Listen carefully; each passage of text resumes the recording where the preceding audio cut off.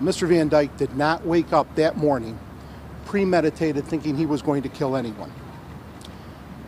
Today, Mr. Van Dyke's in court facing these charges, and I believe that his First Amendment rights have been violated.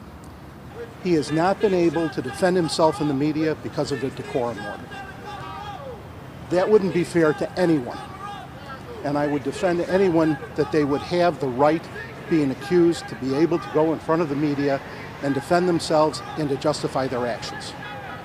At some point, the city of Chicago should have taken some responsibility for what occurred that night, for the lack of supervision, the lack of personnel, and the lack of equipment that could have made this outcome very different.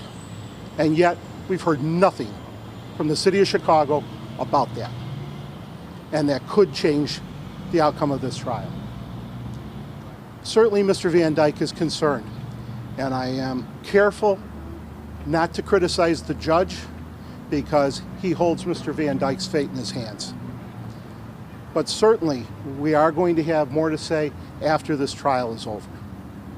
I think that Mr. Van Dyke is not a bad person. I know for a fact that he prays every day. I think he is a good person, and he is facing an almost insurmountable amount of public pressure from people who have not heard one piece of the evidence.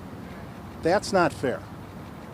I'll take a few questions before I go in. Sir, why speak today? Why speak today? The jury selection is almost finished. At this point, evidence is going to be taken, and I think it's important for everyone to know where the FOP stands and why we have concerns.